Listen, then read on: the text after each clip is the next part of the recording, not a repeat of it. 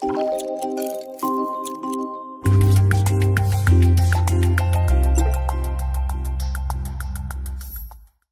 à toutes et tous, je suis le professeur Georgien Lavial, nous sommes à l'hôpital Tenon, centre de référence des maladies auto-inflammatoires et nous allons aujourd'hui, dans ce webinaire, parler des croyances autour de la colchicine.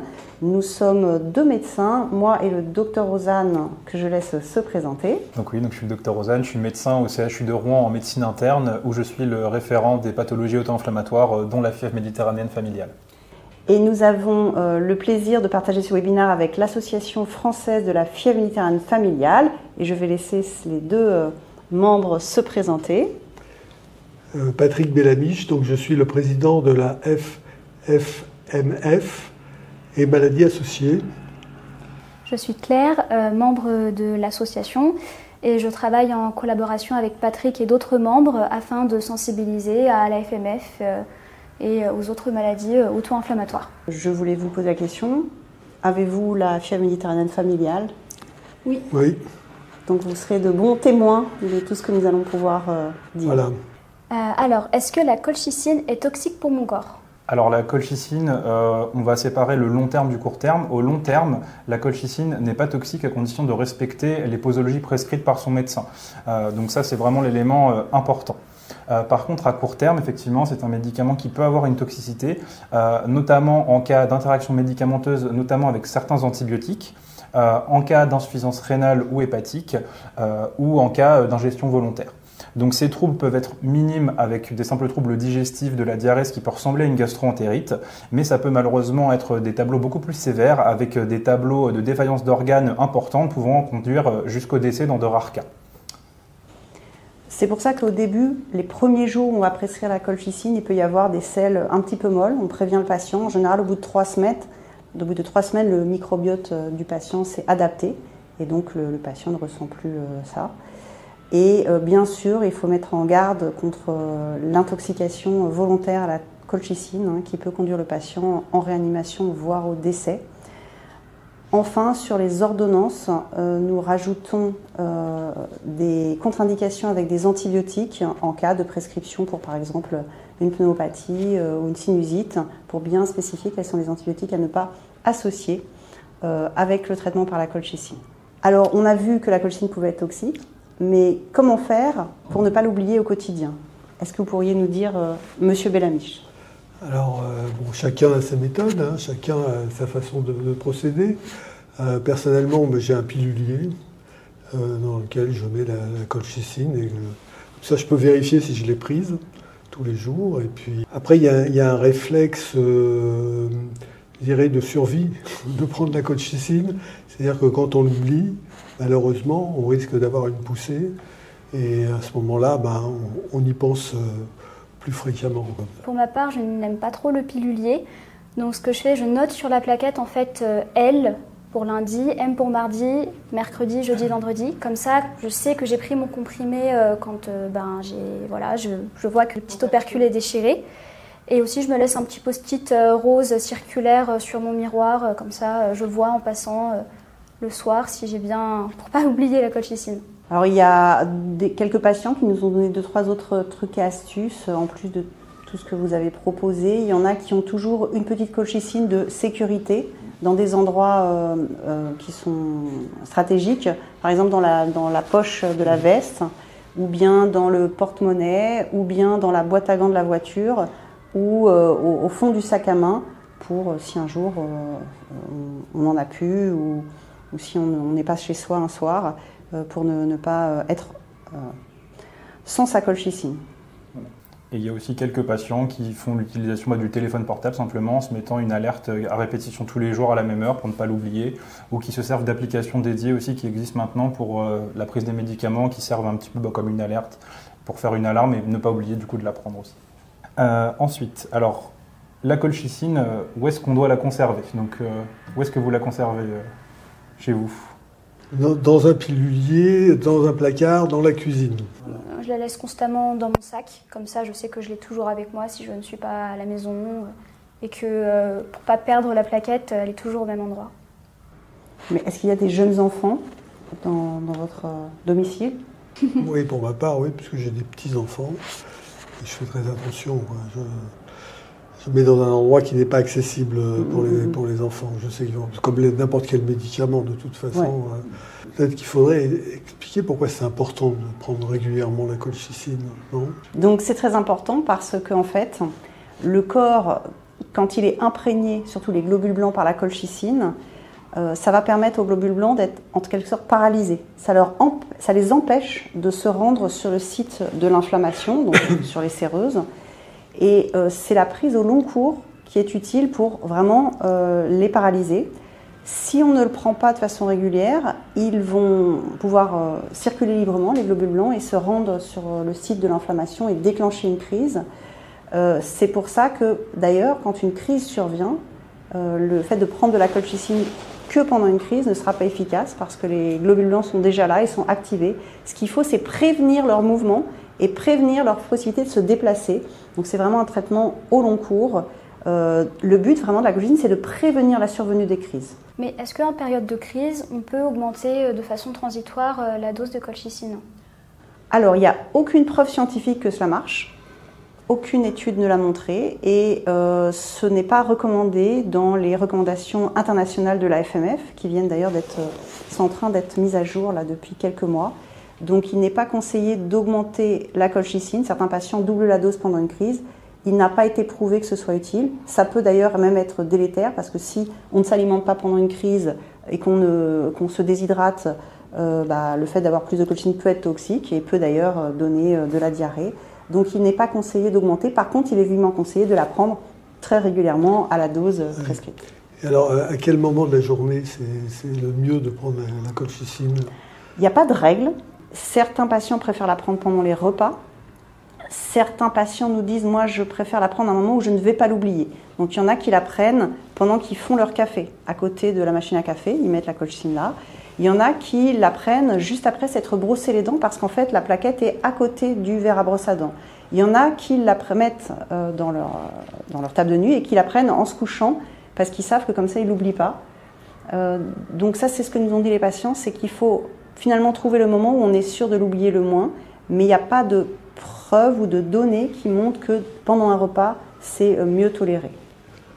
Et du coup aussi à noter que si par exemple on la prend d'habitude le matin et qu'un matin on l'oublie et qu'on s'en rend compte le midi, il est tout à fait possible de prendre du coup son comprimé le midi, pour faire un rattrapage, il n'y a pas de problème avec ça.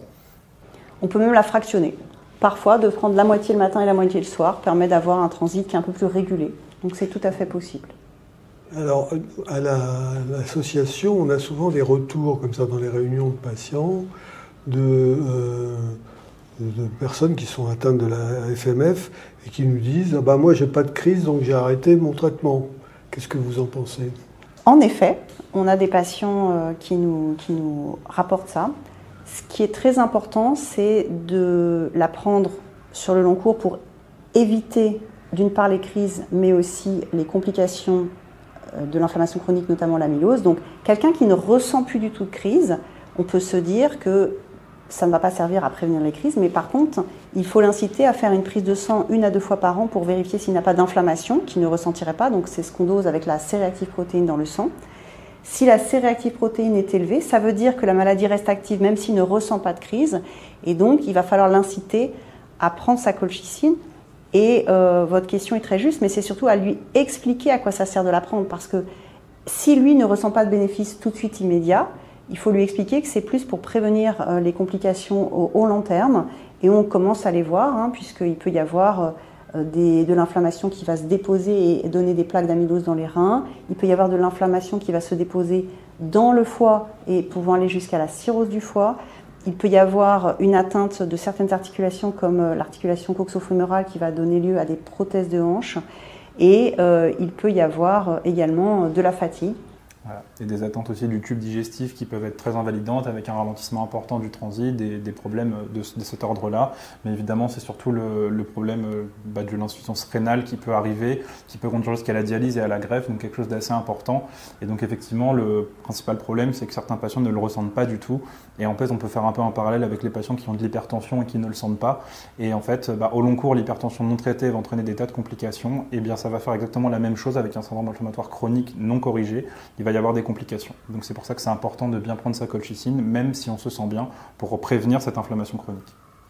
Je tiens à rajouter qu'il y a certaines mutations qui sont très puissantes, plus puissantes que d'autres, et donc il est important de connaître ces mutations. Quand on a 2 mutations très fortes, eh bien, on sait qu'il peut y avoir de l'inflammation chronique, même si on ne ressent pas de douleur. Donc il est important de vérifier sa séréactive protéine et de connaître ses mutations et combien on en a. Alors une question qui concerne tous les jeunes de mon âge, que ce soit les hommes ou les femmes en âge de procréer. Est-ce que la colchicine peut rendre stérile ? Alors non, la colchicine ne rend pas stérile. Ça, c'est quelque chose qui est assez ancré, qui nous est rapporté assez souvent, en tout cas pour ma part, par les patients, puisque même sur les boîtes de médicaments, parfois on a des alertes, mais la colchicine ne rend pas stérile, et même au contraire, en fait, s'il y a un projet de grossesse pour une femme ou d'avoir un enfant pour un homme, et bien en fait, le fait d'avoir une maladie non contrôlée au long cours va entraîner plus de problèmes à concevoir que la prise de colchicine. Donc c'est même presque l'inverse. Quand on a une pathologie inflammatoire chronique comme la fièvre méditerranéenne familiale, la prise de colchicine va même favoriser les projets de grossesse plutôt que les ralentir. Donc c'est important de bien s'enlever cette idée de la tête, la colchicine ne rend pas du tout stérile. Il y a des données assez récentes, notamment des Turcs qui ont des très grandes séries, qui ont montré que chez les hommes, d'une part, mais aussi chez les femmes, le fait de prendre le traitement long cours est plutôt bon pour la fertilité, qu'ils ont des meilleures fertilités que la population générale dans leur pays.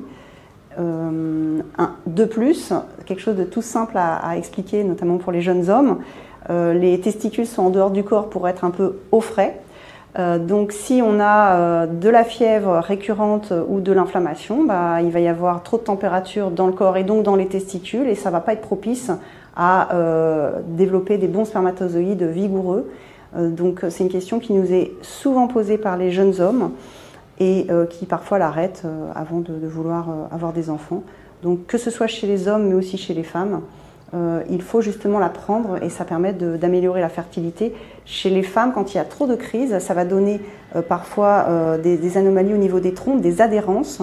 Et quand on a de l'inflammation au niveau des trompes, eh bien, on peut avoir des difficultés pour la nidation de l'embryon dans l'utérus. Également, sur la boîte de colchicine, il est indiqué que le médicament ne doit pas être pris pendant la grossesse et pendant l'allaitement. Qu'est-ce que vous en pensez ? Et alors ça, du coup, effectivement, c'est écrit sur les boîtes de médicaments, mais si on s'en réfère au CRAT, qui est le centre référence des agents tératogènes, et la colchicine est tout à fait compatible avec une grossesse. Donc on peut tout à fait prendre de la colchicine pendant sa grossesse, il n'y a aucun souci avec ça. De même, une fièvre méditerranéenne familiale qui ne serait pas équilibrée pendant la grossesse avec de nombreuses crises pourrait entraîner des complications, bien plus que le fait de prendre de la colchicine. En ce qui concerne l'allaitement, c'est possible aussi, mais ce qui est conseillé du coup, c'est de prendre la colchicine au moment de l'allaitement, plutôt le soir, puisqu'en fait il y a un pic d'absorption de la colchicine qui se fait 2 heures après la prise.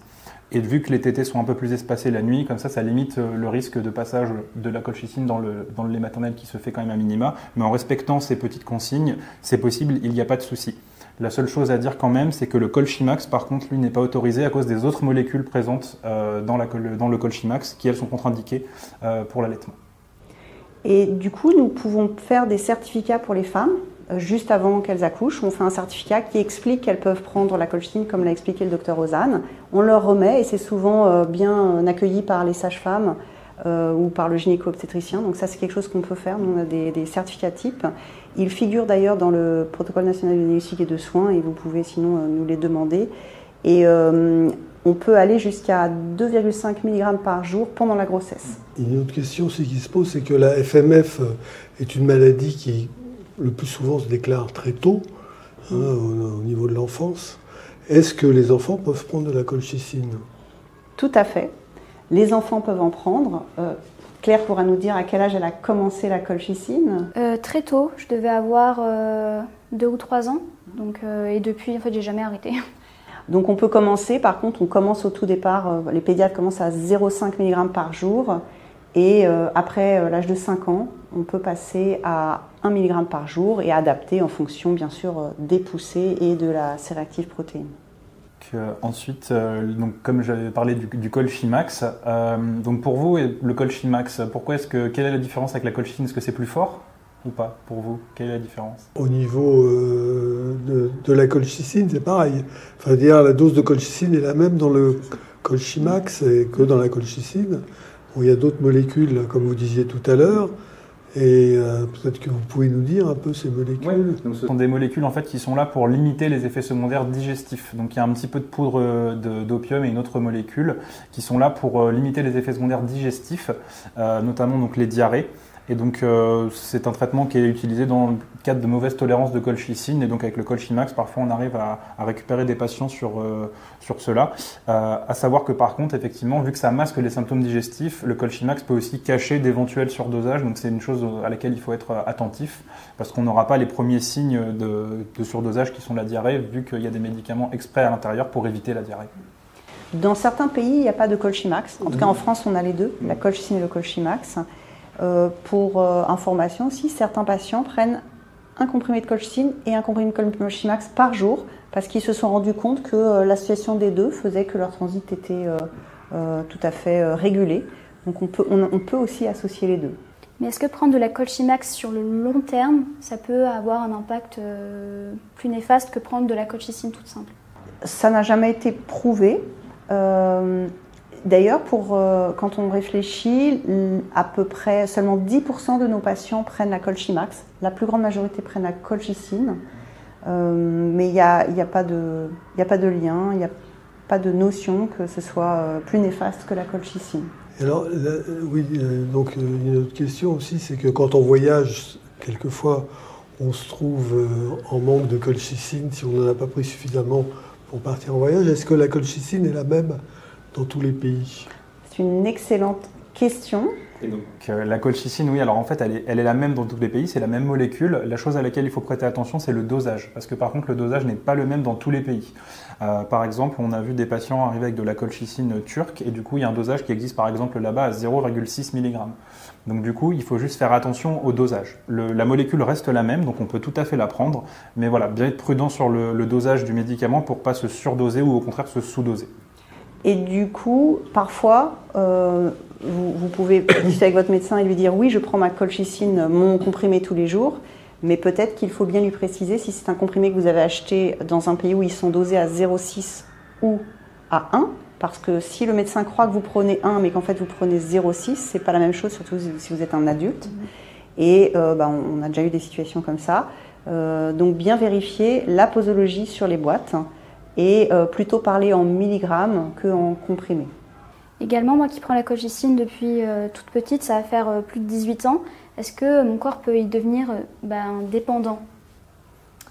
Alors il n'y a pas de dépendance à la colchicine au long cours. Hein. Pour le coup, l'effet va rester constant et c'est un médicament quand même maintenant assez ancien, hein, puisqu'on s'en sert depuis les années 70. Monsieur Bellamy, je pourrais en témoigner. Moi j'avais 50 ans que je prends la colchicine. Exactement. Donc voilà, et donc il n'y a pas de dépendance à proprement parler, comme dans d'autres médicaments où on est obligé de monter la dose pour avoir un effet supérieur.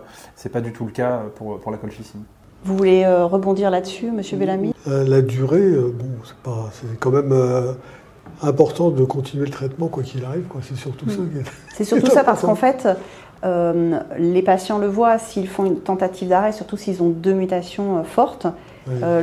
Dès qu'ils arrêtent, il peut y avoir un rebond, ou bien même si ça ne vient pas tout de suite, au bout d'un moment, comme les globules blancs ne sont plus paralysés, ça va reprendre entre guillemets.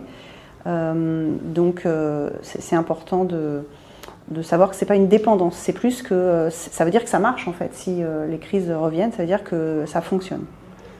Et la dose maximale de colchicine? Par jour? Oui. Alors en France, nous, on va jusqu'à 2,5 mg par jour chez l'adulte, maximum 2 chez les adolescents. En Israël, je sais qu'ils vont jusqu'à 3 parfois par jour. Ah oui. Parfois ça peut être temporaire. Nous, on a préféré rester à 2,5, mais on va dire que quand on allait à 3, c'était à l'époque où on n'avait pas de biothérapie. Donc là, aujourd'hui, on parle que de la colchicine, mais maintenant qu'on a des traitements plus puissants qui sont très ciblés, eh bien, on décide de ne pas aller au-delà de 2,5 par jour pour limiter justement des éventuelles toxicités. Probablement que même il y aura une homogénéisation dans les pays que le maximum sera 2,5. Et donc c'est une dose maximale qu'on atteint au fur et à mesure, parce que l'augmentation de posologie, pareil, se fait progressivement. On ne va pas par exemple passer de 1 à 2,5 tout de suite.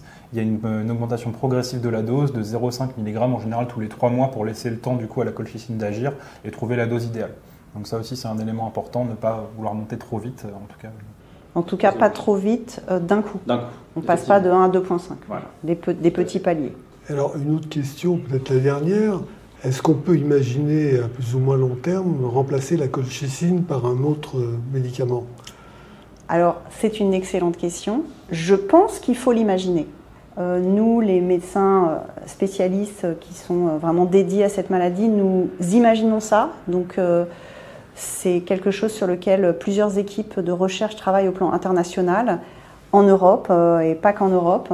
Et l'idée, ce serait de développer une molécule idéale qui serait donc très ciblée sur la pyrine, qui est donc la protéine qui est mutée dans cette maladie. Donc une molécule qui soit ciblée, qui soit idéalement une prise orale, parce que c'est quand même pas confortable de se faire des injections pour les biothérapies. Et puis bien sûr, idéalement avec une prise qui ne soit pas obligatoirement quotidienne, une prise retard, ce serait idéal, mais en tout cas, un médicament qui puisse se conserver à température ambiante, ce serait vraiment bien. Et j'aimerais bien aussi profiter de ça pour dire qu'il faudrait que le prix soit également acceptable, parce qu'il y a de très nombreux pays dans le monde qui sont touchés par la fièvre méditerranéenne familiale. Dans de nombreux pays, on va dire que les finances ne permettent pas d'avoir accès à des biothérapies et des traitements coûteux. Donc, cette molécule que nous imaginons serait une prise orale qui se conserve à température ambiante et qui puisse être disponible et en tout cas prodiguée aux patients à travers le monde. Et donc il y a des recherches qui sont faites dans ce sens? Il y a des recherches en ce sens. Il y en a une qui va démarrer d'ailleurs en France, il y en a une actuellement en Belgique, et puis il y a aussi une société qui est américaine qui travaille sur des petites molécules pour cibler la pyrine. Le nombre de personnes qui prennent de la colchicine finalement par la FMF en France, vous avez une idée un peu de combien de personnes ça touche? Alors, les chiffres non officiels, nous estimons qu'il y a 5 à 10 000 personnes qui ont une fièvre méditerranéenne familiale en France. Je dis estimation parce qu'en fait, il y a eu une déclaration récente à la Banque de données maladies rares, mais une déclaration que par les médecins des centres de référence maladies rares. Or, de très nombreux patients sont suivis par leurs médecins généralistes qui renouvellent les ordonnances. Donc, un très grand nombre de patients ne sont pas répertoriés dans ces bases de données. Donc, on peut estimer qu'en France, pour la FMF, il doit y avoir peut-être 5 000 personnes qui prennent la colchicine. Après, la colchicine n'est pas donnée que dans la FMF. On l'a dit un tout petit peu en introduction, mais elle est également donnée dans la goutte, dans la maladie de Behçet, pour citer 2 exemples, mais aussi dans les péricardites. Certains cardiologues commencent un petit peu à la donner aussi en cardiologie. Donc c'est une molécule qui est probablement reçue par plusieurs dizaines de milliers de personnes en France, et puis bien sûr dans le monde beaucoup plus fréquemment, surtout que la fièvre méditerranéenne familiale est beaucoup plus fréquente dans le monde. On estime qu'il y a à peu près 100 000 personnes minimum qui sont atteintes dans le monde de la fièvre méditerranéenne familiale. Il y aurait 10% en France. Il y en aurait 5 à 10%. C'est énorme. C'est énorme. Et sur le mécanisme d'action de la colchicine, peut-être, vous pouvez nous dire un petit mot, parce que vous en avez parlé un peu tout à l'heure, mais c'est une action anti-inflammatoire en fait. Alors, son mécanisme précis n'est pas totalement élucidé. Oui. On sait qu'elle va bloquer le déplacement des globules blancs, donc les globules blancs qui sont des cellules de l'immunité innée, et elle va notamment bloquer la polymérisation des filaments d'actine, qui sont les filaments qui permettent dans le cytosquelette aux globules blancs de se déformer pour se déplacer. Dans la FMF en particulier, on sait qu'elle a un rôle par rapport à certaines phosphorylations d'acides aminés qui sont dans la protéine qui est la pyrine. Il y a certaines formes justement qui ne répondent pas à la colchicine du fait de la localisation de la mutation. Mais là, on est quand même dans des subtilités. En tout cas, ça bloque le déplacement des globules blancs. Oui, ça veut dire que aussi tous les patients qui ont une FMF ne sont pas forcément sensibles à la colchicine. Certains. Donc, on estime qu'il y a à peu près 5% des patients qui sont résistants à cette molécule. Alors, après, il y a une question de qu'est-ce que c'est qu'une résistance. Est-ce que c'est une résistance ou est-ce que c'est qu'en fait, la colchicine va permettre de juguler une bonne partie des symptômes, mais qu'il en reste qui ne sont pas encore contrôlés. Donc, est-ce qu'on peut parler de résistance ou on peut parler peut-être de non-efficacité totale? Peut-être une rémission partielle et non pas totale chez certains patients, qui est donc considérée une insuffisance en fait de la colchicine. Pour rebondir sur quand on a un diagnostic de fièvre méditerranéenne familiale qui n'a pas été réalisé en centre de référence, est-ce que le médecin généraliste peut prescrire la colchicine ou il faut obligatoirement avoir un avis en centre expert? Alors théoriquement, un médecin traitant généraliste peut tout à fait prescrire de la colchicine. Ce n'est pas un médicament qui est soumis à un régime de prescription comme les nouvelles biothérapies dont on a discuté brièvement. Parce que par exemple, un patient qui fait une crise de goutte, qui est une pathologie tout à fait générale et fréquente, et du coup ça se traite avec de la colchicine et donc le médecin traitant peut en prescrire. Maintenant, c'est vrai que c'est toujours bien d'avoir un point d'appui dans un centre expert, ne serait-ce que pour le suivi de la pathologie, puisque du coup les médecins généralistes ne sont pas forcément toujours au fait des particularités de la maladie, notamment de cette nécessité d'avoir un contrôle du syndrome inflammatoire biologique. Et donc c'est pour ça que ça me paraît quand même important, quand on a une fièvre méditerranéenne familiale, d'être vu régulièrement dans un centre de référence, même si ce n'est pas de façon extrêmement régulière et que c'est de façon conjointe avec le médecin traitant, ça me paraît quand même important d'avoir un pied dans un centre de référence, effectivement. La colchicine a une autorisation de mise sur le marché qui est limitée au niveau de la posologie à 1 mg. Et donc souvent les patients qui ont la FMF se trouvent aux prises avec une fin de non-recevoir des pharmaciens.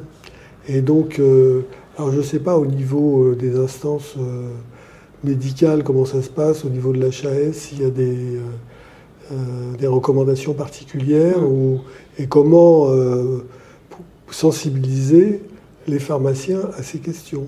En effet, on a pas mal de retours de patients pour lesquels les pharmaciens sont étonnés des posologies, quand c'est surtout 2,5 par jour, et il ne faut pas leur donner beaucoup de boîtes à la fois du fait des risques de la toxicité et du risque notamment d'intoxication. Donc ce que vous soulignez est important. Il faudrait probablement qu'on y travaille ensemble avec votre association et notre filière de santé maladies rares pour voir si il peut y avoir une modification de l'indication, notamment dans la FMF, en indiquant qu'on peut monter à 2,5 par jour. Et puis je pense qu'il y a un travail à faire pour faire connaître tout ce dont nous avons discuté aujourd'hui aux patients, au plus grand nombre de patients, et puis aux pharmaciens, et puis aussi à des médecins qui ont moins l'habitude de cette maladie et de cette prescription. Moi, ce que je fais typiquement pour mes patients qui ont de la colchicine à dose un peu plus élevée, je précise sur l'ordonnance posologie vérifiée dessus pour que le pharmacien soit bien sûr que j'ai inscrit ça volontairement et que ce n'est pas une erreur de ma part. Parce que du coup, effectivement, j'ai eu plusieurs fois des appels de pharmacie pour ça. Et en fait, en ayant mis ça, pour l'instant, je n'avais pas eu de nouvel appel. Après, est-ce que les patients vont dans la même pharmacie qui sont maintenant habitués, c'est possible. Mais en tout cas, voilà, j'avais mentionné ça sur mon ordonnance et ça a permis de régler le souci, en tout cas pour un patient. Nous, on leur remet donc maintenant depuis peu un triptyque sur la colchicine qu'ils peuvent aussi télécharger et donner à leur pharmacien si le pharmacien doute ou remet en cause. Et sur le triptyque, on a bien décrit ça avec les références du Protocole national de diagnostic et de soins qui vient d'être édité. Voilà. Merci à tous et toutes d'avoir suivi ce webinaire organisé par la filière de santé FI2R, maladies auto-immunes et auto-inflammatoires, autour des croyances sur la colchicine. Nous avons été ravis de partager ce moment avec vous et avec les membres de l'Association française de la fièvre méditerranéenne familiale. Je pense que les mots-clés à retenir, c'est que dans la fièvre méditerranéenne familiale, la colchicine est un traitement au long cours et qu'il ne faut pas l'arrêter de façon prématurée, qu'il faut surveiller son inflammation. Et le deuxième point important, c'est que ça n'est pas toxique pour la fertilité et qu'il faut le poursuivre pendant la grossesse. C'est un point important. Je remercie le Dr Rosanne d'être venu du CHU de Rouen pour discuter avec nous de la colchicine. Merci pour cette invitation. Et je remercie les représentants de l'Association française de la fièvre méditerranéenne familiale, à laquelle je laisse le mot de la fin. Nous vous remercions de nous avoir invités sur ce webinaire et nous vous invitons à nous suivre sur nos réseaux sociaux, Facebook et Instagram, afin de découvrir plus d'informations sur la FMF et les autres maladies associées. Et nous vous invitons à venir adhérer à notre association. Merci à tous et toutes et bonne fin de journée.